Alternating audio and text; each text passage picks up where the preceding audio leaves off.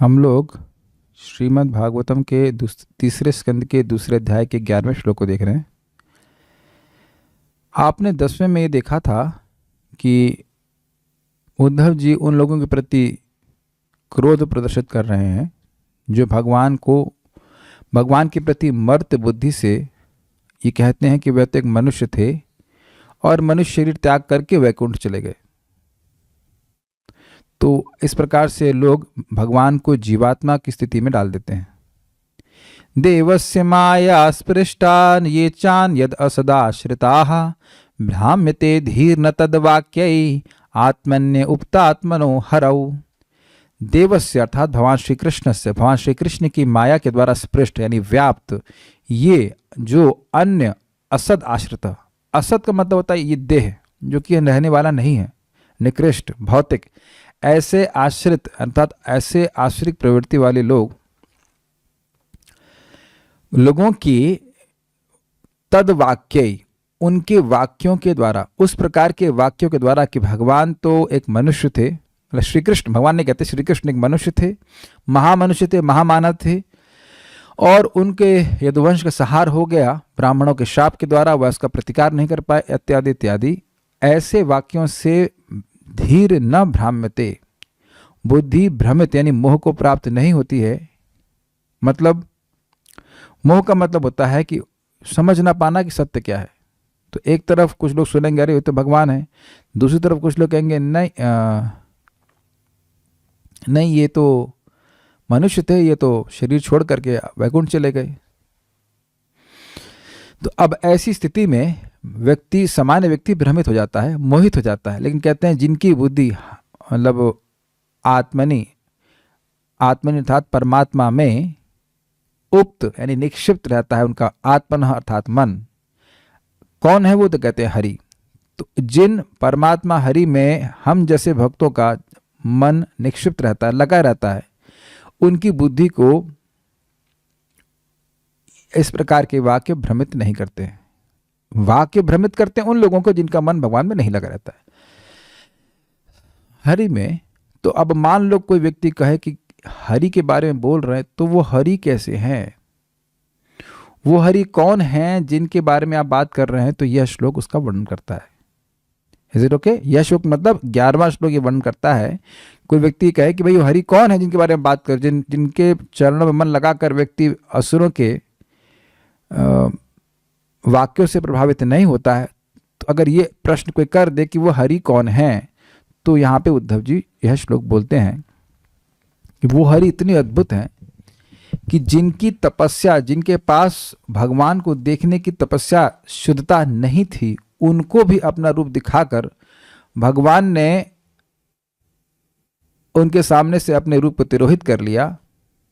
और वह वो कैसा रूप था जो सभी लोगों के लिए लोचनम, सभी आंखों के लिए आंखों था, आंखों के लिए आंख था, अर्थात सर्वदा सबसे ज्यादा कमनीय आकर्षक रूप था। ये सार में बोल रहा हूं, बाकी आप डिटेल में आप देखने वाले हैं।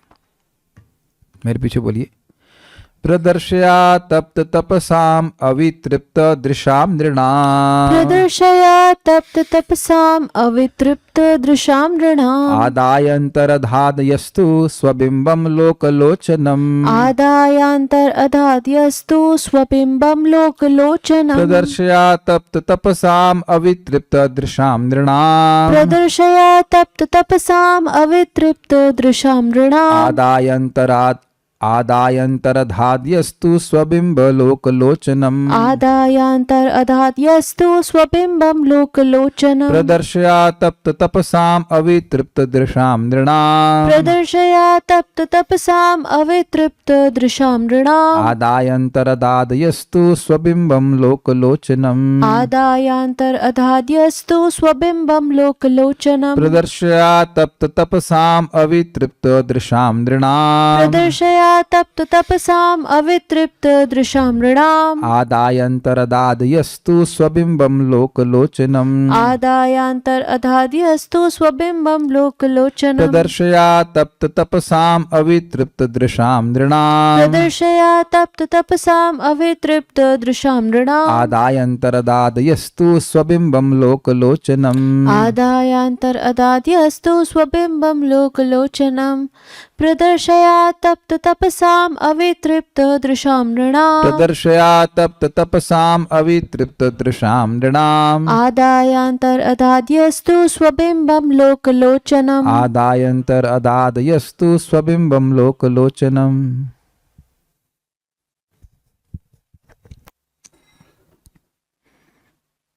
भगवान श्री कृष्ण जिन्होंने पृथ्वी पर सबों की दृष्टि के समक्ष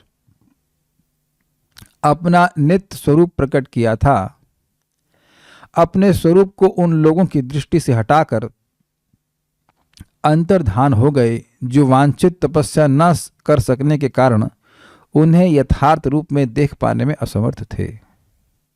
वांछित तपस्या का मतलब होता है भक्ति की तपस्या।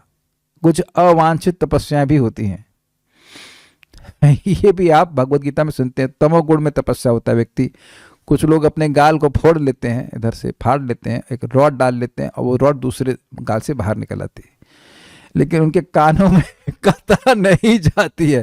थोड़ा है ना, कानों में भी तो कथा प्रविष्ट कर रही है, तो वैसे कानों में कथा प्रवेश नहीं करेगी, वह तपस्या नहीं करेंगे, लेकिन गाल फाड़ लेंगे।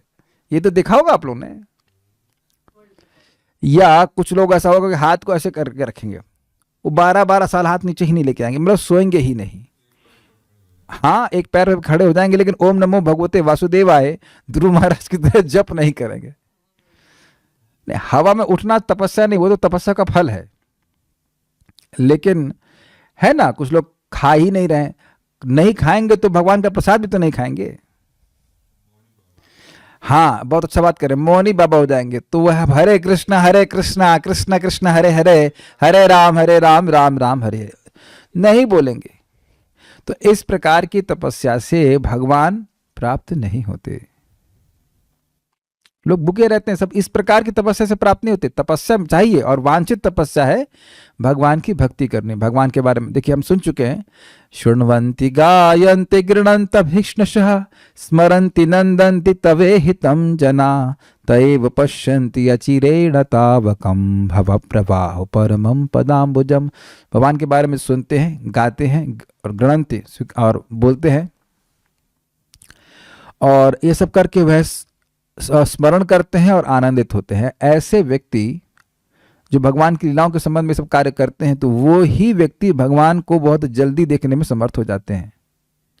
और भगवान को ही देखेंगे, वे निर्विशेष ब्रह्म को नहीं देखेंगे, भगवान के विस्तारों को नहीं देखेंगे, भगवान कृष्ण को ही देखेंगे, उनके चरण कमलों को देखेंगे जो भव के प्रवाह का परम अर्थात रोक देते हैं, जन्म मृत्यु के चक्र को रोक देते हैं। तो स्पष्ट है क्या वांछित तपस्या है? श्रवण कीर्तन। श्रवण कीर्तन के द्वारा कृष्ण मिलते हैं। जब भगवान श्री कृष्ण जगत में आते हैं, तो जो लोग इस प्रकार की श्रवण कीर्तन के द्वारा भगवत प्रेम प्राप्त नहीं भी किए रहते हैं, उनको भी भगवान दिखते हैं। लेकिन कठिनाई यह है कि जब वह लोग भगवान को देखते हैं, तो क्योंकि उनकी भक्ति नहीं होती है, इस कारण से वह भगवान को देखने के बाद भी तृप्त नहीं होते। इसलिए यहाँ पे लिखा है अवितृप्त दृशाम। उनकी आंखों को विशेष तृप्ति नहीं मिलती है। क्योंकि जिस व्यक्ति को भगवान की आंखों को देख करके माफ कीजिए, जिस व्यक्ति की आंखों को भगवान के रूप को देख करके तृप्ति मिल जाए, वो और कुछ नहीं खाएगा। खाएगा मतलब आंखों से और कुछ नहीं ग्रहण करेगा, आंखों से और आहार नहीं ग्रहण करेगा। Is that okay? ये एक एक अर्थ समझने का प्रयास कीजिए। तो क्योंकि इन लोगों के पास वांछित तपस्या नहीं थी, अपने चित्त को वह शुद्ध नहीं किए थे भगवान की भक्ति करके, तो ये भगवान को देखने के बाद भी तृप्त नहीं हुए। मतलब उनकी और कुछ इच्छाएं थी, रह गई देखने के लिए, तो भगवान ने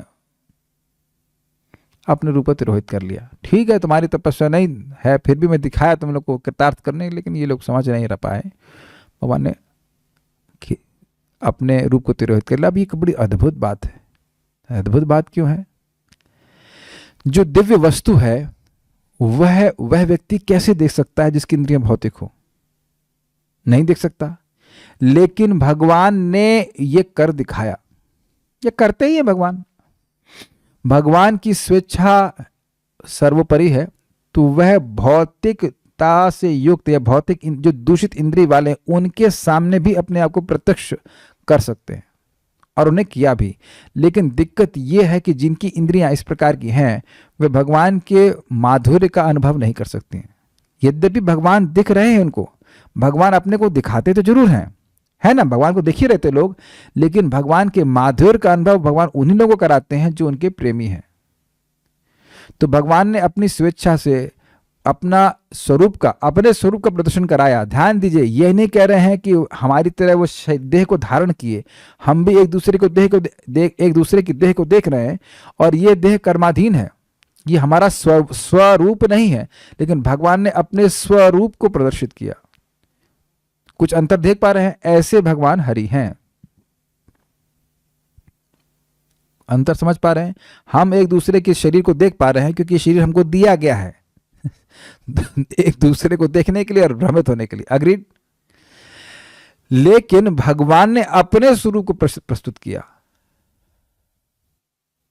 सब लोग समझ रहे हैं इस बात को? अपने स्वरूप, उनके देह और उनमें कोई भेद नहीं है, और वे अपनी इच्छा शक्ति से, अपनी अंतरंगा शक्ति से भगवान ने ऐसा किया। इसलिए कहने प्रदर्शया, प्रदर्शित करके।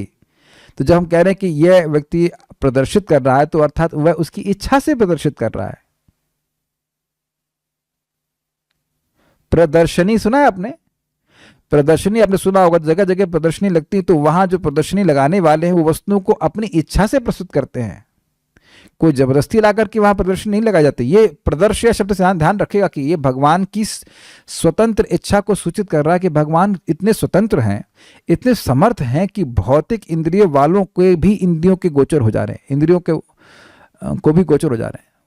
लेकिन उनकी इंद्रियां भगवान के माधुर्य को पकड़ने वाली नहीं थी, क्योंकि वह अतप्त तपसाम, वह पवित्र नहीं हुए थे, पवित्र चित्त वाले नहीं हुए थे, भक्ति नहीं किए थे, इसलिए भगवान की मधुरता को नहीं पकड़ पाए, इसलिए अवितृप्त, उन्हें कोई विशेष तृप्ति नहीं हुई। जैसे मान लो आप भोजन कर रहे हो और कोई बहुत मीठा, बहुत मिष्ठान मिल जाए, बहुत अच्छी वस्तु मिल जाए, तो अब उसको ही व्यक्ति बार बार ग्रहण करना चाहेगा, उससे विशेष रूप से तृप्त हो जाएगा, तो वो और किसी चीज से देखना नहीं चाहेगा, ऐसा क्षमा कीजिएगा, और कुछ चीज को खाना नहीं चाहेगा। देखा क्या होगा? ऐसा करते हैं। लेकिन ये लोग अवितृप्त थे, इन्हें संतुष्टि नहीं हुई। ये एक अर्थ सब लोग ग्रहण कर पा रहे हैं, इसके बहुत सारे अर्थ निकलेंगे, लेकिन मैं एक अर्थ बता रहा हूं कि इन लोगों को कोई खास टेस्ट हुआ नहीं। भगवान इनके उद्धार के लिए अपने रूप को प्रस्तुत किए। क्यों किए? थोड़ा समझिए, क्यों किए? क्योंकि ये लोग हमेशा अंट संट बकते रहते हैं। हम बक शब्द करें कि बकवाद, तो बगुले होते ना, बक मतलब बगुला, तो बगुले जैसे बाएं बाएं बाएं बाएं करते हैं, उनकी कोई बात का वैल्यू नहीं है। इसी प्रकार से वो लोग कहते रहते अलख निरंजन, अलख निरंजन, उसको लख नहीं सकते, उसको लख नहीं सकते। तो भगवान कहते हैं क्या लख नहीं सकते? देखो लखो, मैं आ गया सामने, भगवान प्रकट होते हैं, फिर भी इन लोगों को कोई विशेष रुचि नहीं होती। क्या प्रमाण है? जब भगवान कृष्ण बलराम पहली बार मथुरा गए तो वहां पे एक धोबी मिला उनको, और वह धोबी भगवान के सामने आया और भगवान ने उससे मांगा भी कि क्या तुम यह वस्त्र मुझे दे सकते हो? तो वह प्रसन्न होने की बजाय क्रोधित हो गया कि यह वस्त्र कंस का है, राजा का है, तुम्हारी इतनी धृष्टता कि तुम राजा का कपड़ा मांगते हो, मैं नहीं दूंगा। अगर ऐसा दोबारा बोलोगे और राजा को मालूम चल गया तो तुम्हें दंड प्राप्त होगा। तो भगवान क्रोधित होकर के उसके इधर गर्दन पे चाप, कराटे चाप कहते हैं ना, ऐसे चाप मार दिए, उसकी गर्दन अलग हो गई।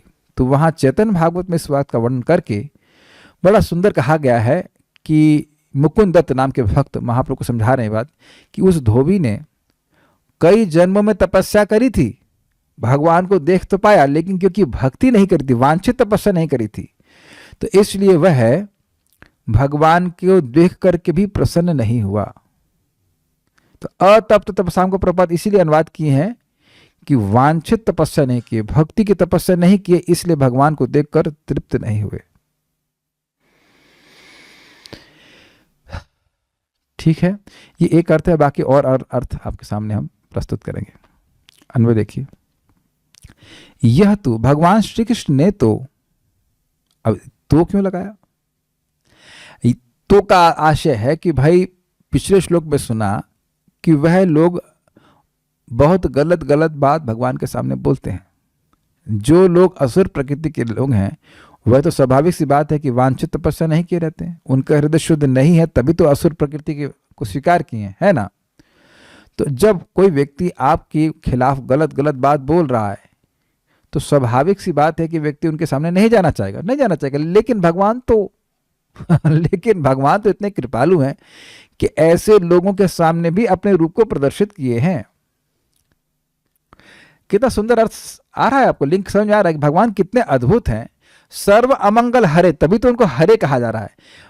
हरि का आपने सुना ना, पिछले शब्द था हरौ आत्मनि उपतात्मना हरौ, हरि में भक्तों का मन लगा रहता है। तो क्यों भगवान हरि, भगवान श्री कृष्ण हरि, उनको हरि क्यों संबोधित कर रहे हैं? इतने सुंदर स्वभाव वाले हैं, वो सबका अमंगल हरना चाहते हैं। तो जो लोग उनका विरोध कर रहे हैं उनको भी, उनके भी रूप को वह उनको सामने भी अपने स्वरूप को प्रदर्शित करते हैं। या मान लो विरोध ना भी कर रहे हों लेकिन भगवान के बारे में नहीं जानते हैं, क्योंकि वह भगवान को समझते नहीं, क्योंकि उनकी तपस्या पूर्ण नहीं है, फिर भी भगवान उनके सामने अपने स्वरूप को प्रस्तुत करते हैं ताकि उन्हें भी कुछ भगवान का अनुभव प्राप्त हो। जैसे असुर लोग भी कहते थे, यार लड़का तो बड़ा सुंदर है, मतलब काम गड़े गड़बड़ करता है लेकिन है बड़ा सुंदर। इतना वह अप्रिशिएट करते थे कि कृष्ण बहुत सुंदर है, यद्यपि वो गड़बड़ काम करते हैं। तो इतना तो कम से कम वो सराहना की ना कि कृष्ण सुंदर है, यद्यपि वो वैसे भगवान की मधुरता का, सौंदर्य का अनुभव नहीं कर रहे थे जैसे गोपियां कर रही हैं, लेकिन फिर भी आकृति तो भगवान की सुंदर लगती थी ना। इस जगत में भी आप लोग ऐसा बोलते होंगे, भाई सुंदर तो है लेकिन स्वभाव बड़ा गड़बड़ है। तो कम से कम सुंदरता का तो व्यक्ति अनुमोदन कर रहा है। तो भगवान ने कहा कि क्या तुम अलग अलग कर रहे हो, देखो मैं कितना सुंदर हूं। तो हरि हुए ना, कुछ तो भगवान के प्रति उनका अप्रिसिएशन हुआ, लेकिन पूरी तरह वो तृप्त नहीं हुए। तो भगवान पे उसके बाद अपने रूप को तिरोहित कर लिया। उनका भी अमंगल हरने के लिए भगवान के सामने आए, फिर भगवान अपने, जब उनकी इच्छा हुई तो उन्हें अपने स्वरूप को तिरोहित कर लिया। तो यह तू का आशय समझे, भगवान श्री कृष्ण ने तो अतप्त तपसाम, जिन लोगों ने वांछित तपस्या नहीं की थी, अब इससे तू को लिंक कीजिए कि भाई जिनके पास तपस्या नहीं थी लेकिन फिर भी, तू मतलब किंतु फिर भी भगवान ने उनको अपना रूप दिखाया। तो ये भगवान का अद्भुत सामर्थ्य है कि भगवान किसी पे कभी भी कैसे भी कृपा कर सकते हैं। कोई योग्यता ना हो तब भी भगवान अपने आप को दिखा सकते हैं अगर उनकी इच्छा है। विचार कीजिए कि धर्म की संस्थापना करने के लिए भगवान आते हैं और अधर्म का नाश करने के लिए। तो धर्म की संस्थापना कर रहे हैं तो भक्त लोग तो भगवान को देखेंगे ना, और जब अधर्म का नाश कर रहे हैं, असुरों को मार रहे हैं, तो क्या असुर नहीं देखेंगे? जरासंध ने 17-21 कितनी अक्षौणी लाता था वो, 23 अक्षौहिणी सेना लेके आता था और भगवान कृष्ण बलराम दोनों मिलकर अकेले ही सारी सेना को नष्ट कर देते थे। तो सारे लोग भगवान को देखते थे ना। 17 बार ऐसा किया गया। और कुरुक्षेत्र के युद्ध में भी भगवान ने व्यवस्था करी कि जो कोई भी मरता वो भगवान को देख के मरता। अब ये भी अद्भुत बात है, अर्जुन चाहे मारे या ना मारे लेकिन सभी को भगवान का दर्शन करने को मिलता और इस प्रकार से उनका शरीर छूटता और भगवान के अपने स्वरूप की प्राप्ति करते। तो ये भगवान की एक अद्भुत लीला है, वहां सब पे कृपा करना चाहते हैं, वो सभी के सुहृद हैं। तो जो लोग अतप्त तपसाम समझ रहे हैं, पर्याप्त तपस्या से तप्त नहीं हुए थे। जैसे सोने को तपाया जाता है, किस लिए तपाते हैं सोने को? जो उसकी अशुद्धि है उसको दूर करने के लिए। तपस्या का उद्देश्य होना चाहिए कि हमारा हृदय शुद्ध हो। अनावश्यक तपस्या नहीं करना चाहिए जगत में प्रसिद्धि प्राप्त करने के लिए। जो भी व्यक्ति तपस्या कर रहा है उसका देखिए क्या उससे उसका हृदय शुद्ध होगा, और अगर नहीं हो रहा है तो वो व्यर्थ की तपस्या है। तो यहाँ अतप्त तपस्या मतलब जिनका चित्त, जिनका अंतःकरण, जिनका मन पर्याप्त भगवत भक्ति की तपस्या से तप्त अर्थात पवित्र नहीं हुआ था। इसको थोड़ा समझिए। सोने को जब तपाया जाता है, ध्यान से सुनिएगा, बड़ा मजेदार बात है, भागवत में 11वें स्कंद में आता है, जब सोने को तपाया जाता है तो वह अपनी गंदगी को स्वयं छोड़ देता है। सुनाई पड़ रहा है? Is it not amazing? सुनाई पड़ रहा है मैं क्या कह रहा हूं? जब सोने को तपाया जाता है तो उससे गंदगी स्वतः बाहर निकल जाती है। आप समझ रहे होंगे मैं अब क्या कहने वाला हूं। जब हमारे चित्त में भगवान प्रवेश करते हैं, भगवान की भक्ति रूपी तपस्या करते हैं, तो हृदय के अनर्थ, काम, क्रोध, लोभ, मोह, मद, मत्सर अपने आप चले जाते हैं। इनको अलग से कुछ नहीं निकालना पड़ता है। बहुत सुंदर उपमा दी जा रही है, सोने का एग्जाम्पल दे रहे हैं। सोने को आप साबुन से नहीं साफ कर सकते हैं, सोने को तपाना ही पड़ता है। अपने आप पवित्र चित्त अपने आप जैसे जैसे भगवान की भक्ति से पवित्र होता जाता है, अपने आप अनर्थों को छोड़ देता है। अनर्थ निवृत्ति हमारा उद्देश्य नहीं है, अनर्थ निवृत्ति तो हो जाती है अपने आप। अर्थ प्रवृत्ति, भगवान के श्रवण कीर्तन में लगे, वह अपने आप ही अनर्थों का निवास हटा देगा। प्रविष्ट कर्ण रंधिना स्वानाम भाव सरोरुहम धुनोति शमलम कृष्णा सलिलस्य यथा शरद। जो भक्त भगवान की कथा को सुनने में लगा रहता है, तो भगवान कथा के रूप में कानों से प्रवेश करके उस भक्त के हृदय को पूरी तरह से पवित्र कर देते हैं। तो कथा में आसक्ति, कथा को सुनने से व्यक्ति अनर्थों से अपने आप निवृत्त हो जाता है। Is it okay? तो ऐसी तपस्या वह नहीं किए थे। अतप्त तपसाम, तो जिन लोगों ने वांछित तपस्या नहीं की थी, अर्थात भक्ति की तपस्या नहीं की थी, और हर तरह की तपस्या की हो, तभी तो कुछ राजा बने हैं महान। जैसे कंस बहुत बड़ा असुर बना है या बहुत शक्तिशाली बना है, जरासंध बहुत शक्तिशाली बना है, तो पहले कोई तपस्या किया होगा तब ना वो बना है। इस जगत में कोई भी व्यक्ति महान शक्ति को प्राप्त किया है तो वह पूर्व जन्म की कोई तपस्या होती है, इसीलिए बनता है। तो ऐसा होने के बाद भी वांछित तपस्या नहीं किया। इसको मैं बार बार फोकस कर रहा हूं। वांछित यानी इच्छित, डिजायर्ड ऑस्टेरिटी, डिजायरेबल ऑस्टेरिटी, जो आवश्यक इच्छित तपस्या वह न करने के कारण, यानी भक्ति न करने के कारण, अवितृप्त दृशाम, उनके दर्शन से भी अतृप्त दृष्टि वाले, उन लोगों को भगवान की भक्ति, भगवान को देख करके भगवान को मतलब इतना कोई विशेष तृप्ति नहीं मिली। अच्छा लगा, लेकिन ऐसा नहीं कि अब भगवान के रूप को देख करके और किसी और रूप को देखना ही ना चाहें। ये एक अर्थ है, ये असुरों पे घटित हो रहा है, ये भक्तों पे घटित नहीं हो रहा है। जो भक्तों पे घटित होगा वो हम आगे देखेंगे। निर्णाम, मनुष्यों को भी स्वबिंबम प्रदर्श्य, अपनी श्रीमूर्ति का दर्शन कराया। दर्शन कराया से स्पष्ट है कि स्वेच्छा से दर्शन कराया। वो स्वेच्छामय है, किसी से बाध्य होकर, कर्म के अधीन में पड़, कर्म के अधीन कोई देह प्राप्त करके कराया, ऐसा नहीं है, स्वेच्छा से कराया। जैसे सूर्य अपनी स्वेच्छा से हमें अपने स्वरूप का दर्शन कराते हैं। इधर ओके? और तथा लोक लोचनम, वह भगवान का स्वरूप कैसा था? तो कहते हैं लोक दर्शनी, अपने श्री विग्रह को। लोक लोचनम मतलब जो बहुत आंखों के लिए सुंदर था, देखिए दर्शनीय था, ऐसे सुंदर विग्रह को आदाया मतलब आच्छाद्य, आच्छादित करके ढक दिया अपनी योग माया से, और अंतर्धात, अंतर ध्यान कर लिया।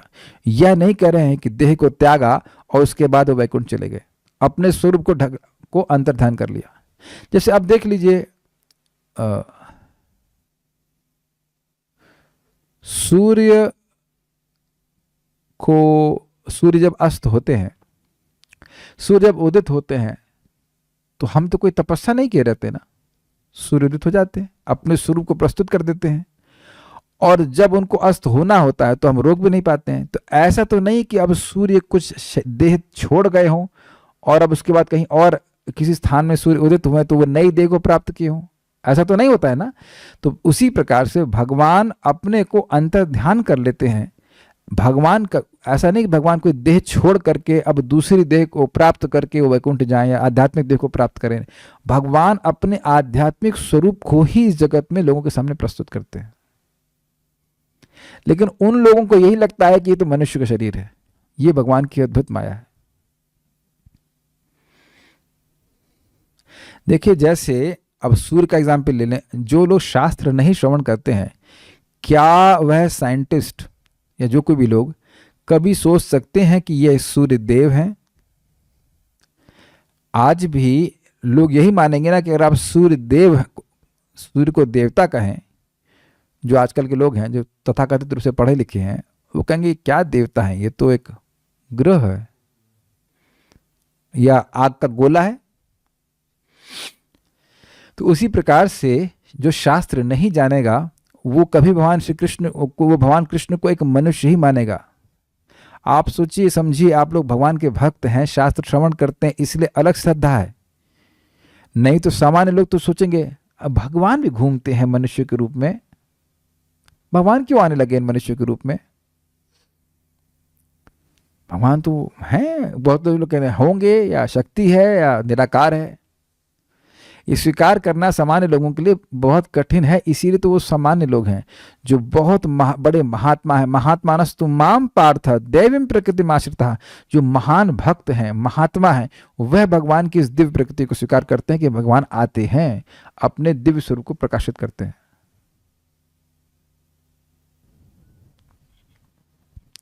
श्लोक आज पूरा तो नहीं हो पाएगा, लेकिन जितना हो पाए हम बहुत आराम से समझाएंगे, क्योंकि ये श्लोक कि कई एंगल्स हैं। प्रदर्शय अतप्त तपसाम, प्रदर्शित करके किन लोगों को, अतप्त तपसाम, जिनका तपस्या, जिनकी वांछित तपस्या उनका अकाउंट में नहीं थी, ऐसे व्यक्तियों को अपने रूप को प्रदर्शित करके, अवितृप्त दृशाम निर्णाम, ऐसे मनुष्य जो भगवान के स्वरूप को देख करके भी बहुत अधिक तृप्त नहीं हुए थे। मतलब थोड़े तृप्त हुए, अच्छा लगा, लेकिन विशेष रूप से कोई तृप्त नहीं हुए कि अब ऐसा उनकी स्थिति आ गई कि भगवान के अलावा किसी को देखना ही ना चाहें। आदाया, उपने उस ढक दिया, अंतर्धात और अंतर्ध्यान हो गए, यह तू, वह भगवान तो, स्वबिंबम लोक लोचनम, अपने उस श्री विग्रह को, स्वबिंबम अर्थात अपने स्वरूप को दिखाए, जो लोक लोचनम, जो आंखों के लिए अत्यंत कमनीय था, ऐसे स्वरूप को भगवान ने वापस खींच लिया। क्या सभी लोग कुछ श्लोक की धारणा कर पा रहे हैं, या हम खाली बोल ही रहे हैं? आवाज तो पहुंच ही रही ना वहां तक जूम में।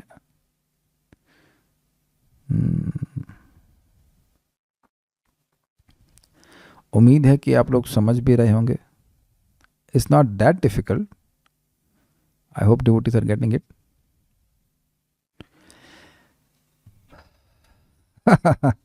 मुझे याद आ रहा है, परम पूज्य वृंदावन चंद महाराज से एक माता जी पूछी, उन लोग के ग्रुप में भागवतम का डिस्कशन हो रहा था, तो वहाँ बोलने की महाराज जी, उनसे महाराज से रिक्वेस्ट भेजी होंगी इस तरह से कि महाराज जी चतुश्लोकी समझ में नहीं आ रहा है।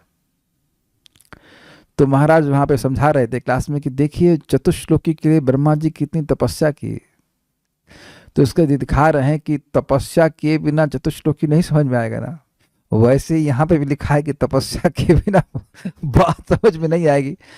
तो इतनी तो तपस्या भक्तों को करनी ही पड़ेगी कि जो पढ़ाया गया है उसको पहले से पढ़कर आएं, फिर यहाँ सुने, फिर पढ़ें। और ये तो बहुत अधिक तपस्या है। अच्छा चलिए हम भक्तों से हैंड रेस करवाएं, कितने लोग, हम तो उसको रात में पोस्ट कर दिए थे, कितने लोग इस श्लोक को पढ़े हैं? एनीवन? एक भी व्यक्ति नहीं पढ़ा। ओके, अंकित सिंह प्रभु पढ़े हैं। तो अंकित सिंह प्रभु एक व्यक्ति से पढ़े हैं बस, है ना? उनका भी वीडियो ऑफ ही है या जो भी है, शायद आपने पढ़ाई होगा मोस्ट प्रोबेबली।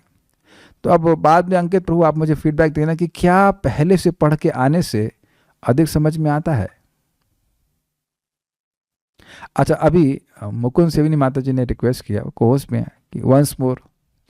अब हम इसमें कोई दोष नहीं देख रहे वंस मोर। अब आप देखना, अभी मैंने पढ़ाया ना, अब मैं फिर से रिपीट करता हूं, मैं फिर से अनुवाद पढ़ता हूं, और फिर देखो कि आपको अधिक समझ में आया कि नहीं आया। अब मैं करें एक्सपेरिमेंट, हम फिर से अनुवाद पढ़ते हैं और फिर देखना कि समझ में आया कि नहीं आया। Okay, it's a good one. ये अच्छा हमने रिक्वेस्ट किया, वंस मोर, हम फिर से पढ़ते हैं एक बार अनुवाद, और फिर देखना कि आपको अधिक समझ में आया कि नहीं आया। क्योंकि अगर आप स्वयं भी प्रयास करेंगे तो भगवान आपके हृदय में बैठेंगे। अच्छा है ना? लेट्स रेड, एक बार हम फिर से पढ़ते हैं। अब आप पढ़िए, अनुवाद पढ़िए, अनुवाद देखते हैं, फिर से अनुवाद पढ़िए एक बार। भगवान श्री कृष्ण जिन्होंने पृथ्वी पर सबों की दृष्टि के समक्ष अपना नित्य स्वरूप प्रकट किया था, अपने स्वरूप को उन लोगों की दृष्टि से हटाकर अंतर्ध्यान हो गए जो वांछित तपस्या न कर सकने के कारण उन्हें यथार्थ रूप में देख पाने में असमर्थ थे। ठीक, अब आप ही बताएं श्लोक में कौन कौन से शब्द आपको समझ में आ रहे हैं। हम आपके उपलक्षण से समझ लेंगे, अन्य लोगों को भी समझ में आ रहा है। कुछ तो समझ में आया होगा। प्रदर्श्य का क्या अर्थ हुआ? भगवान ने प्रदर्शित किया वेरी गुड, अपना स्वरूप। अपना स्वरूप प्रकाशित। हाँ। हाँ। अतप्त तपसाम का मतलब क्या हुआ? अतप्त तपसाम, जिन्होंने वांछित तपस्या नहीं की थी। Very good. अवितृप्त दिशाम नृणाम मतलब? अवितृप्त दृशाम नृणाम अर्थात कि वो भगवान के स्वरूप को देख के तृप्त नहीं हुए, विशेष रूप से तृप्त नहीं हुए थे। देखिए, अगर आप कहेंगे कि अतृप्त मतलब तृप्त ही नहीं हुए, तृप्त ही नहीं, लेकिन अब अवितृप्त मतलब विशेष रूप से तृप्त नहीं हुए, मतलब अच्छा लगा लेकिन विशेष तृप्त नहीं हुए। और दृश्य मतलब होता है आंखें, दृष्टि। हाँ। निर्णाम मतलब? निर्णाम का मतलब क्या? उन लोगों से, उन लोग मतलब मनुष्य से। ठीक है। अब आदाय अंतर अधात क्या मतलब हुआ?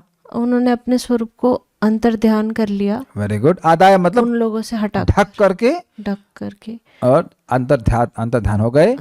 यह मतलब भगवान श्री कृष्ण, वह भगवान श्री कृष्ण। और स्वबिंबम लोकलोचनम मतलब जो उनका स्वरूप आंखों को तृप्त, लोकलोचनम जो लोगों के, मनुष्यों का आंखें थी, ऐसे कह लीजिए, मनुष्य के सबसे सुंदर नेत्रों के बहुत सुंदर विषय था। उस ऐसे स्वरूप को भगवान ने, लगने वाला स्वरूप, जो सबसे कमनीय स्वरूप था, करके हटा लिया। मैं बोलूंगा, आप बोलिए। हाँ, आप बोलिए। हाँ, बोलो। आपका बोलना जरूरी है। हाँ, जो जरूरी है ताकि हम ये समझ जाएं कि अगर उपलक्षण से अगर आप समझ पा रहे हैं, आपने पहली बार सुन रहा है, आपने अगर समझ लिया तो बाकी लोग भी समझ लेंगे। नहीं तो हम बोलते जा रहे हैं, किसी को समझ में नहीं आ रहा है तो फिर भी ठीक नहीं ना। बोलिए। भगवान ने अपना वो स्वरूप आच्छादित करके हटा लिया, जो दिव्य स्वरूप उन्होंने प्रकट किया था, उन लोगों के समक्ष से हटा लिया जो उन विशेष रूप से तृप्त नहीं हो रहे थे, वांछित तपस्या न कर सकने के कारण विशेष रूप से तृप्त नहीं हो रहे थे। उन लोगों की नजरों से वो दिव्य स्वरूप हटा लिया। और स्वबिंब जो उनका खुद का स्वरूप है उसको हटा लिया। ध्यान दीजिएगा कि हमारा ये जो देह है ये स्वबिंबम नहीं है, ये हमारा स्वरूप नहीं है। ये तो एक ड्रेस की तरह है। ये बिल्कुल देख लीजिए, जैसे ये देखिए स्वेटर को ऐसे खींचेंगे तो अलग, चमड़ी से अलग जा रहा है ना, तो ये चमड़ी भी तो हड्डी से अलग जा रही है। तो ये हमारा स्वबिंब नहीं है, ये हमारा स्वरूप नहीं है, हमारा स्वरूप अलग है। लेकिन भगवान जब आते हैं तो वह उनका स्वरूप होता है, इसलिए स्वबिंबम कह रहे हैं। लोकलोचनम जो सभी लोगों के लिए अत्यंत कमनीय है। ठीक है, तो अब तो कुछ समझ में आ गया होगा। वंस मोर करने से समझ में आ गया। ये केवल एक अर्थ है, आगे और पढ़ते हैं। श्रीधरी, प्रश्न यह है कि श्रीहरि कौन थे जिनके बारे में आप कह रहे हो कि उनमें मन लगाने के बाद भक्तों का बुद्धि किसी भी प्रकार से भ्रमित नहीं होती है, तो वो हरि कौन है? इसका उत्तर प्रदर्श्य इत्यादि श्लोक से दिया गया है। अतप्त तपसाम अर्थात जिन लोगों ने तपस्या नहीं की थी। मतलब कौन सी तपस्या नहीं करी थी? भगवान से संबंधित तपस्या नहीं करी थी। जरा समझ लें कि कौन सी तपस्या करना चाहिए। भगवान गोपियों को भी कहते हैं और ब्राह्मण पत्नियों को भी कहते हैं। न तथा सन्निकर्षेणा प्रतियाता ततो गृहात्।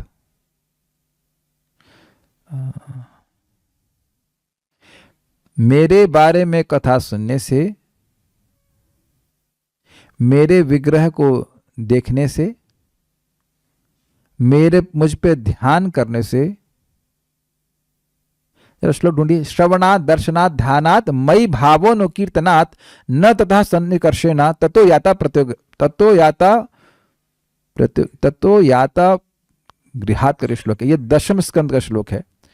और जहां पे भगवान श्री कृष्ण गोपियों को और ब्राह्मण पत्नियों को कह रहे हैं। ब्राह्मण पत्नियां भी अपने परिवार को छोड़ करके भगवान श्री कृष्ण से मिलने के लिए आई थी और कहीं कि अब हम वापस घर में नहीं जाना चाहते हैं। तो उन्हें कहा था श्रवणात् दर्शनात् ध्यानात् मयि भावोन्कीर्तनात् न तथा सन्निकर्षेण ततो याता गृहात करके श्लोक है कि मेरी कथा को सुनने से, मेरे श्री विग्रह का, यहाँ पे जो भगवान का विग्रह होता है उसको देखने से मुझ पर ध्यान करने से, भगवान को देखा या भगवान की लीला का स्मरण किया, और मई भावों कीर्तनात्, मुझे प्राप्त करने की इच्छा से कीर्तन करने के द्वारा ही मुझ में प्रेम उत्पन्न होता है। न तथा सन्निकर्षण, मेरे केवल पास होने मात्र से नहीं होता। अप्रतियाता ततो गृहात, इसलिए आप लोग वापस घर चले जाइए और ये 4 कार्य कीजिए। याद हो रहा है? भगवान के बारे में सुनने से, भगवान के बारे में सुन रहे हैं, मैं चेक करा रहा हूं आप लोग, उधर चेक करते चलिएगा। भगवान ने ये एक श्लोक 2 बार बोला है, सेम टू सेम, ब्राह्मण पत्नियों को भी और गोपियों को भी। मेरे बारे में सुनने से, भगवान के बारे में हम लोग सुन रहे हैं, यस और नो? ठीक है। भगवान के विग्रह को देखने से, भगवान के विग्रह को देखने का मौका मिलता है। अगर घर में विग्रह है तो घर में दिखते हैं, और नहीं तो आप ऑनलाइन भी देख लेते हैं, कोई कठिनाई नहीं है। और कीर्तन, हरे कृष्णा कृष्ण कृष्ण हरे हरे, हरे राम राम राम हरे हरे, यह कीर्तन तो सभी लोग कर सकते हैं, अगर कथा बोलना आता ना भी हो तो भी। ये तो सर्वश्रेष्ठ कथा है। और जैसे मैं यहाँ भगवान के बारे में बोल रहा हूँ तो इसीलिए ना कि हम लोग भगवान का प्रेम प्राप्त करें और भगवान के धाम को प्राप्त करने की योग्यता प्राप्त कर सकें, तो बड़ा स्पष्ट है। और भगवान का ध्यान करने से, भगवान का ध्यान अलग अलग प्रकार से किया जाता है, उनके रूप का ध्यान करते हैं, उनके गुणों का ध्यान करते हैं, इस प्रकार से। तो ये चारों चीजें उपलब्ध हैं जिसके द्वारा भगवान का प्रेम प्राप्त होता है। ये भगवान का स्वयं का वचन है कि एकदम सामने साथ में रहने मात्र से भगवान से प्रेम नहीं होता। ये 10.29.27 है। उसके अलावा ये गोपियों को भी कहा है, तो 2 जगह भगवान ने श्लोक बोला है दशम स्कंद में। तो तपसा मतलब इन्होंने भगवान के बारे में पर्याप्त मात्रा में सुना नहीं, न उनके बारे भगवान का ध्यान किया, न विग्रह की सेवा की, और न ही भगवान का कीर्तन किया। इस कारण से ये लोग अतएव, इसलिए इनका चित्त पवित्र नहीं हुआ, इसलिए अवितृप्त दृश्याम, अर्थात उनकी दृष्टि भगवान का दर्शन करने से तृप्त नहीं हो सकी, कोई विशेष तृप्ति नहीं मिली, वो विशेष सुख नहीं मिला उनको। ऐसे लोगों को भी श्री भगवान ने इतने समय तक स्वबिंबम अर्थात अपने श्री विग्रह का दर्शन कराया। क्यों कराया? प्रश्न है, क्यों कराया? क्योंकि भगवान हरि हैं। हरि की व्याख्या हो रही है, सर्व अमंगल हरे, प्रेम दिया हरे मन। इन लोगों को भी, मैंने भगवान ने सोचा कि इन लोगों को भी, यद्यपि इन लोगों के पास कोई तपस्या नहीं है, फिर भी इन लोगों को मेरा दर्शन प्राप्त होगा तो इनका कुछ कल्याण होगा। कुछ का नहीं, बहुत कल्याण होगा। जैसे मंदिर में भी भगवान का जो विग्रह है वो भगवान से भिन्न है। प्रभुपाद समझा चुके हैं कि उसमें भी असीमित शक्ति होती है। तो जो लोग, अब एक देखा ही गया है, मंदिर में इस्कॉन वृंदावन में भी आते हैं लोग, आकर भांगड़ा करने लग जाते हैं, कीर्तन सुनते हैं तो अब भांगड़ा कर रहे हैं, वो तो कोई भक्ति भावना है नहीं, लेकिन फिर भी भगवान के सामने नृत्य कर रहे हैं तो कुछ सुकृति बन रही ना, आगे जाके भगवान के भक्त बनेंगे। भगवान को देखते हैं तो उसमें लिखा है कि जो व्यक्ति भगवान के मंदिर में प्रवेश करना मात्र से ही वह मुक्त हो जाता है, वहीं से वो मुक्त हो जाता है। भगवान के पास बार बार दर्शन करने आ रहा है, भगवान के बारे में ना जानता हो, लेकिन उसकी मुक्ति वहीं से शुरू हो गई। तो भगवान तो जीवों पे कृपा करना चाहते हैं ना, तो इसलिए भगवान ने अपनी शक्ति से प्रदर्शित कराया, यद्यपि वह योग्य नहीं थे। और उसके पश्चात लोकलोचनम अर्थात संसार के लिए दर्शनीय अपने श्री विग्रह को आदाय अर्थात आच्छादित कर, यानी ढक कर अंतर्ध्यान कर लिए। यानी कि क्या मतलब हुआ? जो दुष्ट बोल रहे हैं कि शरीर त्याग करके भगवान चले गए, ये बात गलत है। भगवान ने अपने श्री विग्रह को जो उनसे अभिन्न था उसको ढक लिया, मतलब भगवान का देह नष्ट नहीं हुआ। भगवान देह त्याग करके अंतर्हित हुए नहीं, अंतर ध्यान हो जाना, अंतर ध्यान हो जाना, अंतर ध्यान हो जाना। समझ में आ रहा है? हम जूम पे अपना वीडियो ऑफ कर लें तो इसे कहते हैं अंतर ध्यान, और हम प्रकट हो गए। अब जैसे यहीं बहुत सारे भक्तों के पास दिव्य शक्ति है, अपने सब वीडियो स्टॉप करके बैठे हुए देवता की तरह, अरे तुम्हारे पास इतनी तपस्या है कि अब तुम्हारा दर्शन करोगे ना। बाकी मनुष्य सुन रहे हैं, बाकी जो देवता वो वीडियो ऑफ करके बैठे हुए हैं, है कि नहीं। तो आप देख रहे हैं कि जैसे हमारे पास यहाँ क्षमता है कि हम अपना वीडियो ऑफ करें या ऑन करें, तो उसका मतलब यह तो नहीं कि हम मर जाते हैं, है ना। अपना वीडियो ऑफ कर कुछ और काम कर रहे होते हैं, है कि नहीं। तो भगवान अपना अंतर वीडियो ऑफ कर लेते हैं, जगत में अंदर ध्यान हो जाते हैं, और अब वह अपना लीला में चले जाते हैं, अप्रकट लीला में चले जाते हैं।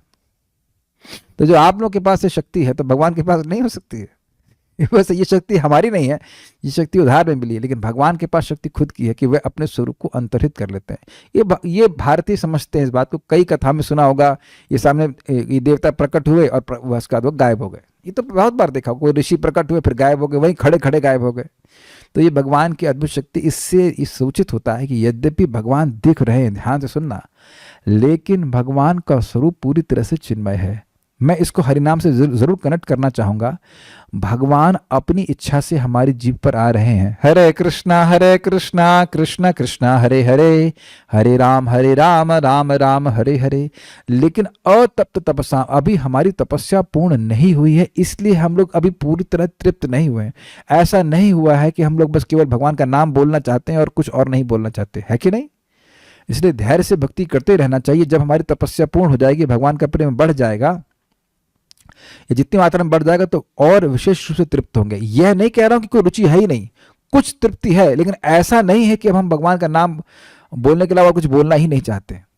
भगवान का नाम ही अपनी कृपा से हमारी जीभ पे आ रहा है और वो भगवान ही हैं, लेकिन जितनी जितनी मात्रा में हमारा हृदय शुद्ध होता जाएगा, उतनी मात्रा में उसके रस का हम अनुभव कर पाएंगे। ओके, हाँ कुछ पूछ रहे थे, माइक पे पूछिए। प्रभु जी, आच्छादित कर अंतर ध्यान कर लिए, तो आच्छादित का मतलब होता है ढक देना। भगवान किस चीज से अपने आप को ढकते हैं? योग माया समावृता, योग माया के द्वारा अपने स्वरूप को ढक लेते हैं। ये इंटरेस्टिंग है। जैसे अब यहाँ रिकॉर्डिंग में तो नहीं जाएगा, लेकिन यहाँ जूम पे देख लीजिए, मैं अब अपने वीडियो को ऑफ कर लिया हूं, तो ढक लिया अपने आप को, लेकिन हूं वहीं पे।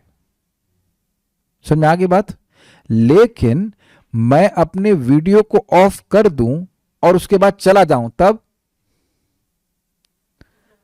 तो वहां हूं भी नहीं, और प्रकट रूप में तो नहीं हूं। तो भगवान, तो मैं जिस बात को इस प्रकार से समझ रहा हूं, भगवान ने अपने रूप को आच्छादित कर दिया और उसके बाद वहां से चले गए। चले गए का मतलब अब भगवान अपनी अप्रकट लीला में चले गए। इस समय तो हम नहीं कहेंगे कि, मतलब भगवान वृंदावन में तो लीला कर रहे हैं, लेकिन प्रकट रूप से दिल्ली में तो लीला नहीं कर रहे हैं, ऐसा ही हम स्वीकार कर सकते हैं। तो यही बात है कि भगवान अपने धाम को चले गए। जैसे भगवान ने लीला प्रस्तुत किया, जो बात हमको समझ में आती है, भगवान ने रूप को तिरोहित किया लेकिन फिर चले गए। जैसे देखिए, इस समय भगवान इस कथा में उपस्थित हैं। अरे ऐसे कैसे आप बोल रहे हैं? हाँ हैं, क्योंकि जहां भी भगवान का यश गाया जाता है, वहां भगवान व्यक्तिगत रूप से प्रस्तुत है, यद्यपि ढके हुए हैं, हम लोग को दिख नहीं रहे हैं, लेकिन वहां उपस्थित होते। यत्र गीता विचारश्च पठनम पाठनम तथा मोदते तत्र श्री कृष्ण भगवान राधया सह। जहां पर भगवद गीता का फिर विचार होता है, पठन पाठन होता है, तो वहां पे भगवान श्री राधा कृष्ण बड़े आनंद के संग वहां पे विद्यमान रहते हैं। अब हमें दिखते तो नहीं है। जब इस तरह के श्लोक सुनते हैं तो उसका मतलब है ना कि वहां पे भगवान रहते हैं और कहीं पे भगवान नहीं रहते हैं। ऐसे तो परमात्मा के रूप में सब जगह रहते हैं, लेकिन उस तरह से अपने भक्तों को आकृष्ट तो नहीं करते हैं। परमात्मा में रहने से फायदा क्या? वह जीवों को आकृष्ट तो नहीं कर रहे उस रूप से, भगवान के रूप में आकर के वह आकृष्ट करते, जीवों के हृदय को शुद्ध करते हैं, है कि नहीं? समझ में आ रहा है बात? तो भगवान ने अपने रूप को, जो रूप दिखा रहे थे, उसको ढक दिया। प्रदर्शया आदाया, पहले प्रदर्शित किया, फिर ढक लिया, और ढकने के बाद भगवान अपने धाम को चले गए। ये अंतर्धान का अर्थ हुआ। ठीक है। कैसा रूप था? लोकलोचनम, यानी लोकलोचनम का अभिप्राय है कि श्री भगवान के श्री विग्रह के समान कोई भी दूसरी वस्तु दर्शनीय नहीं है। ये एक अर्थ है।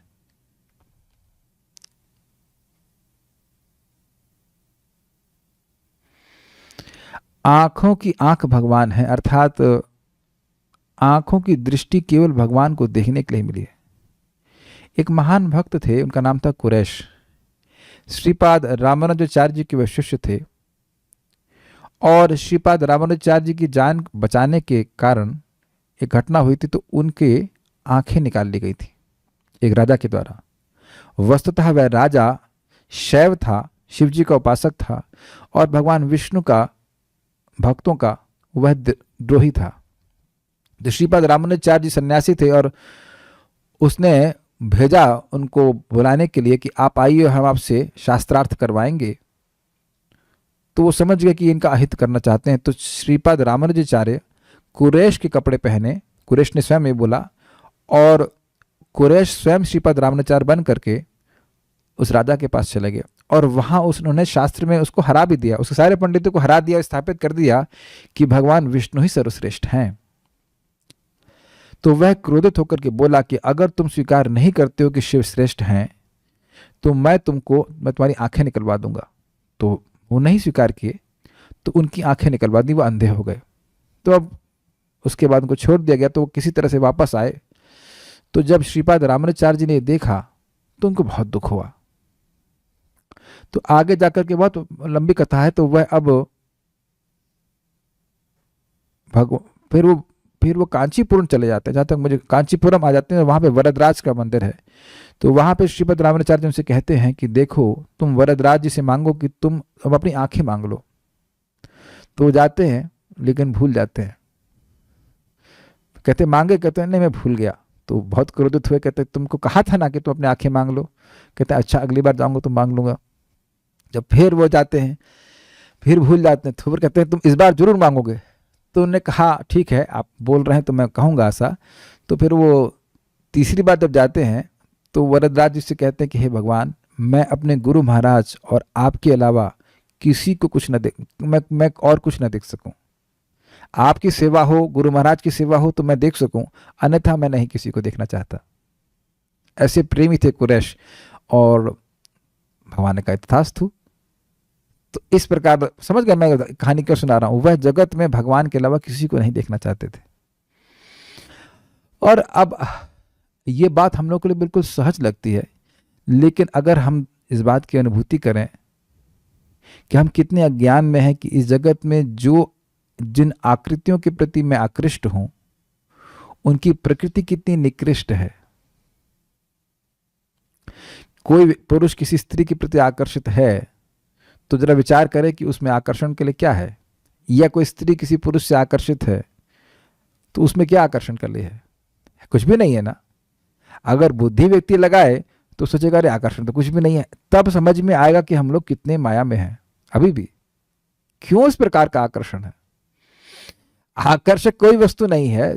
क्या बासमती चावल बहुत खुशबूदार होता है, इतना खुशबूदार होता है कि वो खोल देंगे उसका ढक्कन तो पूरे रूम में खुशबू हो जाएगी। वही बासमती राइस अगर 6-7 घंटे के लिए इस शरीर में प्रवेश कर जाता है तो कितने बदबूदार मल के रूप में परिणत हो जाता है। तो किसी का भी शरीर सुंदर नहीं है कि नहीं? आकृति की दृष्टि से भी कोई बहुत सुंदर नहीं है और प्रकृति तो खराब है ही। फिर भी व्यक्ति आकर्षित हो रहा है। ये दिखा रहा है कि हमारा चित्त अभी बहुत दूषित है। जरा सा भी आकर्षण है तो इसका मतलब है कि चित्त दूषित है। व्यक्ति को नम्र होना चाहिए। तो लोक लोचना मतलब भगवान का स्वरूप आकृति की दृष्टि से, प्रकृति की दृष्टि से अत्यंत सुंदर, कंदर्प कोटि कमनीय विशेष शुभम, ऐसा भगवान का सुंदर स्वरूप था। तो वैसे समझ पाए बात को कि इतना सुंदर, देखने में सुंदर लग रहे हैं, आकृति बहुत सुंदर है, और प्रकृति कैसी है? सच्चिदानंद। ऐसे सच्चिदानंद सुंदर स्वरूप को भगवान ने तिरोहित कर लिया। किन लोगों के सामने से? जिनकी तपस्या अभी पूर्ण नहीं हुई थी। ठीक है। आज तो भक्त बहुत उत्साह में आए हैं। ठीक है, आज तो बहुत सारे भक्त आ गए। भगवान आकर्षक है इट सीम्स। ठीक है, हम आगे पढ़ते हैं। सारार्थ दर्शनी। ये हम पूरी तो नहीं कर पाएंगे, जितना हो पाएगा उतना कर पाएंगे। ये भी अद्भुत है, हमारी घड़ी 7:10 पे रुक गई। इससे हम टाइम देख रहे थे तो इधर वाली मैं नीचे भी देख रहा हूँ कि 7:40 हो गया। मेरे पास मात्र 20 मिनट है, तो जितना हो जाएगा उतना पढ़ाऊंगा, फिर आगे हम इसको कंटिन्यू करेंगे। इसको बहुत सुंदर टीका है, मतलब जबरदस्त। तो आप लोग, उम्मीद है कि कुछ आज हमने डिस्कशन किया उससे रुचि होगी, तो आप लोग उसको जो आगे का उसको पढ़ के आएंगे। अभी क्लास नहीं समाप्त हुई, 20 मिनट है। सारार्थ दर्शनी चक्रवर्ती पाद के द्वारा, इसलिए भक्तों का मत ही वास्तविक है। तो यदि ये अपेक्षा हो कि वह मत क्या है, तो इस पर श्लोक कहते हैं। इसलिए क्या मतलब हुआ? जो असुर हैं उनके वाक्यों से उन भक्तों की बुद्धि कभी भ्रमित नहीं होती, नहीं ऐसे मैं समझा, हाँ नहीं होती, जिनका मन भगवान के चरणों में। लेकिन आप श्लोक देखेंगे तब समझ पाएगा, मैं क्या समझ पाएंगे कि मैं क्या कहना चाहता हूँ। श्लोक दिखाइए, पिछला वाला, बहुत सुंदर श्लोक है, बहुत सुंदर श्लोक है, उससे लिंक हो जाएगा। देवस्य माया स्पृष्टा ये चान्यद असदाश्रिता, जो लोग भगवान की, देव की माया से स्पृष्ट, तो जो व्यक्ति माया से प्रभावित है, आप माइक लिख के बताइए मेरी बात समझ में आ रही कि नहीं। जो व्यक्ति भगवान की माया से प्रभावित है, वह व्यक्ति को यहाँ पे असुर कहा गया है। और वह व्यक्ति क्या भ्रमित है या नहीं है? भ्रमित है। क्यों? क्योंकि माया से स्पृष्ट है, जिससे बड़ा स्पष्ट है। तो वह जो भ्रमित होकर के अनर्गल प्रलाप करेगा, अंट संट बात भगवान के बारे में बोलेगा, उससे आत्मनि उपतात्मनो हरऊ, जो जिन भक्तों का मन भगवान हरि के चरणों में ही निक्षिप्त है, उनकी बुद्धि भ्रमित नहीं होती। तो यानी इससे स्पष्ट है कि भगवान के भक्त माया से प्रभावित नहीं होते और असुर माया से प्रभावित होते हैं। ये क्लियर समझ में आ गया? तो अब माइक छोड़िए मत। तो अब आप यह बताएं कि अगर सत्य जानना हो तो जो व्यक्ति भ्रमित है उसकी बात माननी चाहिए या जो भ्रमित नहीं है उसकी बात माननी चाहिए? जो भ्रमित नहीं है उसकी बात। अच्छा, तो 10वें श्लोक के अनुसार कौन भ्रमित नहीं है? भगवान के भक्त, जिनकी भगवान में बुद्धि निक्षिप्त है, हाँ। चित्त निक्षिप्त तो है। इसलिए भगवान की बात भगवान के भक्तों की बात माननी चाहिए ना, भगवान के संबंध में माननी चाहिए। यही लिंक है। क्योंकि भगवान के भक्त जिनका मन भगवान में लगा हुआ है, क्यों लगा हुआ है? क्योंकि भगवान के माधुर्य का वह सदन कर रहे हैं, और इसलिए भी क्योंकि भगवान उनको अंदर से ज्ञान दे रहे हैं। यह लोग भगवान के संबंध में भ्रमित बिल्कुल नहीं। भगवान के संबंध में क्या, किसी भी संबंध में भ्रमित नहीं। जो व्यक्ति भगवान के संबंध में भ्रमित नहीं, वो भ्रमित है ही नहीं। तो क्योंकि उनके पास वाकई वास्तविक दृष्टि है, शास्त्र दृष्टि है, भगवान को देखने की दृष्टि है, तपस्या है, तो उनकी बात माननी चाहिए ना। जैसे रास्ता पूछते हैं तो अंधों से पूछते हैं कि आंखों वालों से पूछते हैं? तो कठिन प्रश्न है, आप बताइए इसका क्या उत्तर है? आंखों वालों से पूछते हैं। तो परम पूज्य लोकनाथ महाराज कहते हैं, कभी आप लोग अंधे से पूछे हैं कि भैया सूर्य कहाँ है? This is amazing. क्या किसी अंधे को आप पूछेंगे कि भैया सूर्य कहाँ है? मान लीजिए आपके, बुरा न माना, आपके पिताजी या दादाजी अंधे हों, तो कभी उनसे उम्मीद करेंगे वो बता पाएंगे कि सूर्य उदित हुआ कि नहीं हुआ? नहीं। उसी प्रकार से कोई व्यक्ति सोचे कि हमारे पिताजी, हमारे दादाजी, हमारे चाचा जी, हमारे मामा या ताऊ, यह कोई हमें भगवान के बारे में बताएगा, तो उससे पहले पूछो, पहले देखिए कि क्या वह भगवान की माया से स्पृष्ट है या नहीं। अरे जो घर परिवार में ही पचा रचा रहता है, जो भगवान के बारे में कभी सुना नहीं, कोई साधुओं से कुछ ज्ञान नहीं प्राप्त किया, तो वह माया के द्वारा स्पृष्ट नहीं होगा तो किसके द्वारा स्पृष्ट होगा? उसी से स्पृष्ट होगा। तो भगवान के बारे में तो अंट संट बोलेगा ही। तो इसलिए ऐसे लोगों की बात ना सुनकर भक्तों के मत को ही स्वीकार करना होगा, क्योंकि उनका मत शास्त्र के आधार पर है। कल हमने बहुत सुंदर बात सुनी थी, जो बीज कृषि में बो दिए जाते हैं, अच्छे से बो जाते हैं, वह वायु के द्वारा प्रभावित नहीं होते। उनकी जड़ है, उनकी जड़ जमीन में टिकी हुई है, अच्छे से पकड़ी हुई है। वो जड़ क्या है? भगवान श्री हरि सभी के आधार हैं, शास्त्र आधार है। लेकिन जो तिनके होते हैं उनकी जड़ नहीं होती, तो आज तो हवा से इधर बहा दिए जाएंगे और उसके बाद हवा से उधर बहा दिए जाएंगे। ऐसे असुर लोग की भी एक मति नहीं होती है, वो आपस में भी अलग अलग भेद करते हैं। कोई व्यक्ति किसी असुर को मान रहा है और उसके बाद अब आज उसको मान रहा है, उसको छोड़कर फिर कल किसी और को मानने लग जाएगा, फिर कल उसको छोड़कर किसी और को मानने लग जाएगा। यह भी देखा गया है। तो इसलिए क्लियर हुआ, समझ में आ रहा है? इसलिए किस लिए भक्त भ्रमित नहीं होते, भगवान के आश्रय में रहते हैं, भगवान उनको यथार्थ ज्ञान उनके हृदय में प्रकाशित करते हैं, इसलिए भक्तों का मत ही स्वीकार्य है। लिंक आपको समझ में आ गया? ठीक है। हाँ,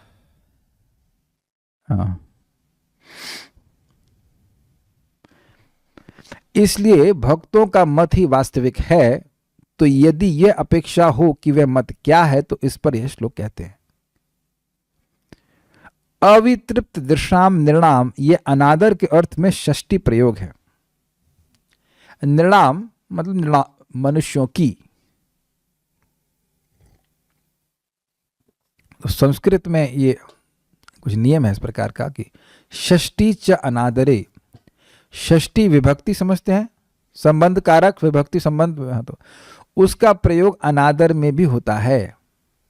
यहाँ एक नोट दिया गया है, अनादर अर्थ प्रकट करने के लिए षष्ठी और सप्तमी दोनों विभक्ति विभक्ति होती है। जैसे खगानाम काकः, अब खगानाम काकः धूर्तः, पक्षियों में कौवा धूर्त है। रुदतः पुत्रस्य पिताम वनम गतः, रोते हुए पुत्र का पिता वन में चला गया, अर्थात अपने पुत्र का अनादर करते हुए, उसके आंसुओं का आदर नहीं कर रहा है कि वह रो रहा है तो रुक जाए, नहीं, उसको छोड़कर चला गया। तो ये संस्कृत का ऐसा प्रयोग है। तो कह रहे हैं अवितृप्त दृशाम नृणाम, ऐसे मनुष्यों का जिनका चित्त भगवान को देख करके बहुत तृप्त नहीं हुआ था, ऐसे भक्तों का, क्षमा कीजिएगा, ऐसे मनुष्य का अनादर करके भगवान ने अपने रूप को वापस खींच लिया। अब नहीं तृप्त हो रहे तो ना तृप्त हो, हम अपने रूप को खींच ले रहे हैं। अब समझ में आया आपको? ये होता है ना। हाँ, इनको 125 साल में इनको अकल नहीं आई तो अब इनको आगे भी अकल नहीं आएगी। हम कृपा करके दिखाए, अब नहीं समझ रहे हैं तो छोड़े, नहीं समझ रहे ना समझ रहे। समझ में आते? जगत में आपने देखा, वो किसी को आप समझा रहे हैं और वो हमारा कहते बोका मतलब बुद्धू, वह समझ ही नहीं रहा है, समझने की चेष्टा भी नहीं कर रहा, तब क्या करते हैं? अब नहीं समझ में आ रहा तो उसका अनादर करता है, छोड़ो, नहीं समझ में आ रहा। आप लोग प्रचार में देखे होंगे कि भगवान की बात किसी को समझाइए, कुछ इतने बुद्धू होते हैं कि मानने को तैयार ही नहीं होते, है ना? नहीं समझेंगे तो आप क्या करते हैं? और नहीं समझ रहे भाई, ना समझ, भाड़ में जाओ। ऐसे हम लोग बोलते भाड़ में जाओ। तो आप अनादर कर देते हैं ऐसे व्यक्ति का। अनादर मतलब क्या करना, समझ ही नहीं पा रहा है। जिन भगवान ने तो स्वबिंबम, जैसे हम एग्जाम्पल दे रहे हैं, अभी हम लोग क्लास के लिए आ रहे थे, आज नहीं कल परसों की बात होगी, तो एक कुत्ता हमारे घर के सामने आया, या शी डॉग कह लीजिए, वो बेचारी बहुत दयनीय लग रही थी। तो हम लोग ऊपर से मैं हल्ला करके उनको बोला कि आप रोटी लाओ, रोटी लाओ, उसको रोटी देंगे। तो रोटी रखने पे भी नहीं खाया। तो हमने कहा अरे ये क्या है, फिर हम रोटी किसी और को दे दी, खींच ली उससे रोटी। जब तुमको अच्छी वस्तु दे रहे, भगवान का प्रसाद दे रहे, वो समझ नहीं रहा है, वो कहाँ समझ पाएगा कि भाई भगवान का प्रसाद है और खा लेना चाहिए, सब कुछ नहीं। तो वह तो अनादर, वो तो कुछ समझ ही नहीं रहा है। तो तुम नहीं स्वीकार कर रहे हो तो ठीक है, फिर हम किसी और को दे देंगे। तो खींच लिया उस तरह से। तो जब भगवान देखे कि ये तो तृप्ति ही नहीं हो रहे हैं, इन्हें तो कुछ आस्वादन कर ही नहीं पा रहे हैं, तो भगवान फिर उनका और अब अपने रूप को उनके सामने प्रदर्शित नहीं किए, वो अनादर करना, उपेक्षा करके भगवान अपने रूप को तिरोहित कर लिए। Is it okay? ठीक है। जिन भगवान ने तो स्वबिंबम अर्थात अपने श्री विग्रह को, अपने देह को नहीं, जैसे हमारे देह और देह में भेद होता है ऐसा नहीं, अपने श्री विग्रह को, अपने स्वरूप को निर्णाम अर्थात मनुष्यों को प्रदर्शित करके एवं उसके माधुर्य का आस्वादन आरंभ करवा के उन अवितृप्त दृशाम अर्थात अतृप्त नेत्रों का अनादर करके अपने श्री विग्रह को पुनः आदाय अर्थात उनके नेत्रों से आच्छादित करके तथा लेकर अपने स्वरूप को ढके और उसी स्वरूप को ले लिए साथ में, वो देह छोड़ नहीं दिए। ठीक, आदाय के दो अर्थ हैं। आदाय का मतलब आच्छादित करना और ले करके, आच्छादित किए और ले लिए, अंतर्धात अर्थात शीघ्र तिरोभाव कर लिया। समझ में आया इसका मतलब? ऐसा नहीं जैसे यहाँ पे होता है कि भाई शरीर मर गया तो धीरे धीरे मर रहा है, वो एक साल तक वो झूल रहा हो बेड के ऊपर, ऐसा नहीं। तुरंत भगवान एक क्षण में अपने स्वरूप को तिरोभाव कर लिए, मतलब अंतर्हित कर लिए। अर्थात भगवान ने कोई भौतिक शरीर नहीं त्यागा।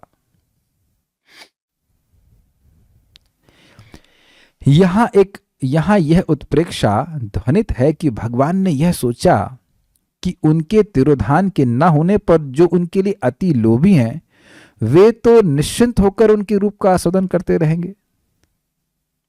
अब यहां पे अवितृप्त दृश्याम का दूसरा अर्थ समझिए। अवितृप्त दृश्याम का मतलब है कि जो उनके स्वरूप को देखकर, जो भगवान के प्रेमी है, उनके स्वरूप को देख करके वह कभी तृप्त होते भी नहीं है, वह तो बार बार देखना चाहते हैं। तो भगवान कहेंगे यह तो अभी कब शांत होने वाले ही नहीं, ये तो कभी विशेष रूप से तृप्त होंगे ही नहीं। अब दूसरा अर्थ समझ रहे हैं ना। जैसे इस जगत में आप देखते हैं कि कोई बहुत आस्वादनीय वस्तु होती है तो आपका पेट भर जाता है लेकिन आप तृप्त नहीं होते, और खाने की इच्छा होती, और खाने की इच्छा होती। कभी कभी हम लोग घर में जाते थे प्रसाद के लिए, तो कहते और क्या, हमने कहा एक दो और पेट दे दीजिए ताकि और भोजन कर सके, लेकिन तृप्त नहीं हुए, लेकिन पेट भर गया। लेकिन आंखें तो ऐसी है नहीं ना। अगर आंखें किसी रूप को देखना चाहती तो ऐसा तो नहीं कि आंखें भर जाएंगी, अब और नहीं देख सकते, ऐसा तो नहीं है ना। तो भगवान सोचने लगे कि ये जो भगवान मेरे प्रेमी भक्त हैं, यह लोभी है, तो यह तो मेरे रूप का आस्वादन बड़े आराम से करते ही रहेंगे, निश्चिंत। अरे भगवान तो है, आस्वादन करते रहेंगे, क्या दिक्कत है। तो अब कोई कहेगा परंतु तब तो भगवान पर दत्तापहार का दोष लगेगा, अर्थात दत्त अपहार, जो दत्त आपने दिया उसको वापस खींच लेना, अर्थात जो प्रदान की हुई वस्तु का अपहरण कर ले। तो इस पर कहते हैं लोकलोचनम, अर्थात सभी लोक के लोचन भगवान में ही स्थित थे, इसलिए मनुष्यों की आंखों के अपहरण के लिए उन्होंने अपने श्री विग्रह का दर्शन दिया था, न कि उनके परमार्थ दान के लिए। यह चोर के न्याय के अनुसार पुनः उत्प्रेक्षा है, अर्थात जैसे एक चोर साधु के वेश में गृहस्थ के घर में चोरी के लिए जाता है, न कि उसका मंगल करने के लिए, उस प्रकार यह श्लोक व्याज स्तुति को भी प्रस्तुत करता है, अर्थात निंदा के बहाने स्तुति। कृष्ण ने पृथ्वी पर अवतीर्ण होकर सबका पालन नहीं किया, अपितु सभी के चक्षु का हरण करके उनको अंधा कर दिया। ये क्या बात बोल रहे हैं, बड़ी मजेदार बात। देखिए क्या कहना चाहते हैं। भक्त हैं अवितृप्त दृश्याम, भगवान के रूप को वह देखना चाहते हैं, भगवान ने रूप दिखाया। अब भगवान के रूप को देखने के बाद वह और कुछ नहीं देखना चाहते, वह कुछ देखते ही नहीं, वो कुछ देख पाते भी नहीं है, उसी रूप की स्मृति उनके मन में छाई रहती है, तो अंधे हो गए ना। तो लोक लोचनम मतलब भगवान का वह सुंदर स्वरूप जगत का आंख था और उसको भगवान ने अंतर्हित कर लिया, खींच लिया वापस। तो वस्तुतः भगवान ने लोगों की आंखों को ही छीन लिया। तो कहेंगे ऐसा क्यों किया, तो कह रहे हरि का अर्थ ही है हरने वाला। पिछले श्लोक से ग्रहण करना चाहिए कि हरि का स्वरूप क्या है, हरते हैं। तो उन्होंने लोगों की आंखों को हर लिया। तो अब किसी को व्यक्ति अंधा बना दे तो ये तो बहुत खराब बात है ना। कि मान लो कोई कहे, जैसे अभी हमने सुना कि उस शैव राजा ने कुरेश को अंधा बना दिया, तो आप बहुत कहेंगे ना खराब बात है। तो हम देख रहे थे कि एक प्रकार से उनकी निंदा ही कर रहे थे, खराब आदमी। तो यह तो लग रहा है कि भगवान की निंदा हो रही है। भगवान ने सब लोक लोचनम, सबकी आंखों को छीन लिया। सबकी आंखें क्या थी, सबकी आंखें थी भगवान का स्वरूप। कुछ समझ में आ रहा है ना बात। क्यों, क्योंकि आंखें बस वही देखती थी। जो आंखें देखें उस सामर्थ्य को कोई खींच ले तो आंखें अंधी हो जाएंगी कि नहीं हो जाएंगी। मेरी बात समझ में आ रही है कि नहीं। आंखें जो देख रही हैं उसके बाद वह आंखें उस दृश्य को देखने के लिए समर्थ ना हो पाए, तो यही तो आंखों का अंधापन हुआ ना। तो भगवान ने इतना सुंदर रूप अपने भक्तों को दिखाया, उससे तो वह तृप्त होने वाले नहीं थे, अत्यंत प्रेमी थे। तो अब उनको वही रूप देखने की इच्छा थी। तो जब भगवान ने वह रूप दिखा दिया तो मानो वह अंधे ही हो गए। तो वस्तुतः ये सब जान रहे हैं कि ये एक ऐसा लग रहा है कि निंदा हो रही है, लेकिन एक प्रकार का अलंकार है। निंदा के बहाने भगवान की स्तुति हो रही है। यानी कि भगवान का रूप इतना सुंदर था और भक्तों के हृदय में भक्ति थी, तो भगवान के रूप के माधुर्य का इतना सुंदर वो अनुभव किए, इतना अद्भुत अनुभव किए कि अब और कोई स्प्रिया ही नहीं रह गई कुछ देखने की। क्या, अच्छा यह बताइए, क्या आप और मैं इस प्रकार से अंधे नहीं होना चाहते हैं? होना ही चाहते हैं। क्या इस प्रकार से बहरे नहीं होना चाहते हैं? हाँ बिल्कुल होना चाहते हैं कि भगवान के अलावा और कोई शब्द सुनने की स्प्रिया ही नहीं रहे। अरे यही तो संघर्ष चल रहा है कि भगवान के अलावा भी हम कुछ सुनना चाहते हैं अभी भी, और वो हमको तृप्त नहीं करता। यही तो संघर्ष है ना भक्तों का। अभी भी कुछ और सुनना चाहते हैं, अभी भी कुछ और देखना चाहते हैं ना कि अब ऐसा कुछ स्थिति आ जाए, ऐसा प्रेम हो जाए कि भगवान के अलावा और किसी रूप को देखने की इच्छा ही ना हो। वो होगा आगे जा करके होगा। तो ऐसा भगवान ने करके दिखा दिया, करके दिखाया, ताकि आगे लोग सुन करके ऐसी स्थिति को प्राप्त करने की स्पृहा कर सकें। समझ में आ रहा है? तो ये भगवान का यश ही है। भगवान ने इतना सुंदर रूप प्रस्तुत किया कि लोगों के आंखों को हर ही लिया, क्योंकि वह आंखों को हरने के लिए ही आए थे। समझ में आया? जैसे, समझ पा रहे हैं? जैसे एक चोर एक गृहस्थ घर में उसका धन हरने के लिए आता है, भले वो साधु के रूप में आए, तो उसी प्रकार यद्यपि भगवान हरि के रूप में आए थे, जो सर्व अमंगल हरने वाले हैं, लेकिन आए तो अमंगल हरने वाले भगवान के रूप में, लेकिन लोगों की आंखों को हर ले गए। तो अब ये एक भगवान की स्तुति है, जबकि लग रहा है कि निंदा है। क्या इसको ग्रहण किया? मेरा मन नहीं कर रहा है कि इसके आगे जाऊं, क्योंकि इस बात पे आप लोग फिर से पढ़िएगा, विचार कीजिएगा, सोचिएगा, तब भी समझ में आएगा। ये काव्यात्मक शैली है बात बोलने की, इसको जब विचार करेंगे तब उसका आस्वादन कर पाएंगे कि हाँ भी क्या बात बोली गई थी। मैं ख्याल से यहीं पे रुक जाते हैं, इसको, इस न्याय को समझिएगा।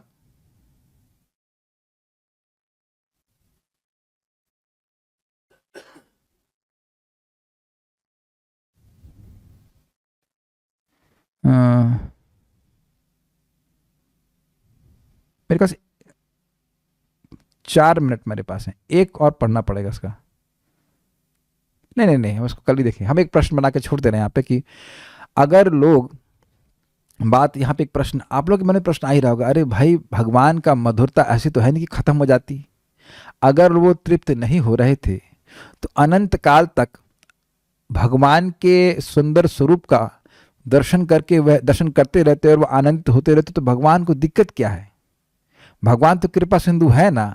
तो अगर वैसी कृपा करते तो उनका कृपा सिंधु नाम चरितार्थ ही होता है ना। तो भगवान ने स्वरूप को क्यों खींच लिया? तो उसके वो हम लोग कल सुनेंगे। ये सब आगे बातें होंगी, आप लोग पढ़ के आएंगे तो और समझ में आएगा। बहुत बहुत धन्यवाद, आप लोग आए इस प्रकार से और सुने। कुछ कहना है? नेत्रों का सामर्थ्य हटा लिया या नेत्रों का कमनीय विषय जिसके अलावा भक्त कुछ और देखना नहीं चाहते थे। तो ये कमेंट है कि क्वेश्चन मार्क है, हम नहीं समझ पाए। आई थिंक सो, ऐसा कमेंट या समझ गए तो नहीं। क्या प्रश्न है क्या?